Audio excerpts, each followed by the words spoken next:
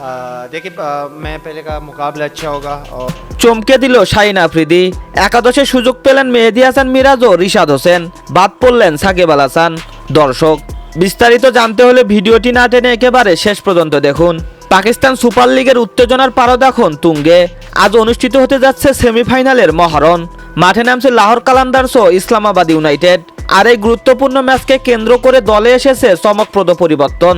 লাহোর কালান্দার্সের স্কোয়াডে আছে 3 বাংলাদেশি তারকা, সাকিব আল হাসান, মেহেদী হাসান মিরাজ ও রিশাদ হোসেন।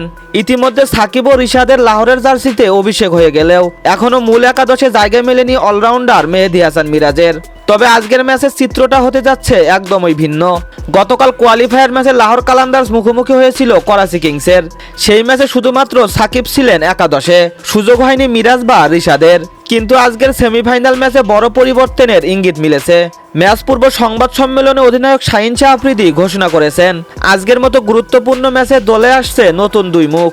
সংবাদ সম্মেলনে আফ্রিদি বলেন, আজকের ম্যাচটা আমাদের জন্য অত্যন্ত গুরুত্বপূর্ণ। জিতলেই আমরা ফাইনালে যাব, তাই আমরা চাই একাদশে কিছু পরিবর্তন এনে ভারসাম্য আনতে। আমরা আজ মিরাজ আর রিশাদকে একাদশে নিচ্ছি, তবে সেক্ষেত্রে দুঃখজনকভাবে সাকিব ভাইকে আজকের ম্যাচে বিশ্রামে রাখা হচ্ছে। এই ঘোষণার পর থেকেই ক্রিকেট পাড়ায় চলছে জোর আলোচনা। অভিজ্ঞ সাকিবকে বাইরে রেখে তরুণ মিরাজ ও রিশাদকে সুযোগ দেওয়া এক দুঃসাহসিক সিদ্ধান্ত বলেই মনে করেছেন অনেক বিশ্লেষক। উল্লেখ্য, বাংলাদেশি এই 3 ক্রিকেটারের উপস্থিতিতে লাহোর কালান্দার্সের প্রতি বাড়তি আগ্রহ দেখাচ্ছেন বাংলাদেশি দর্শকেরাও।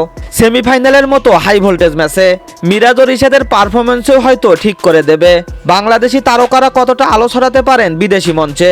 এখন দেখার বিষয় শাহিন আফ্রিদির সাহসী সিদ্ধান্ত কতটা কাজে আসে, আর মিরাজ ও রিশাদ কতটা জ্বলে উঠতে পারে মাঠে।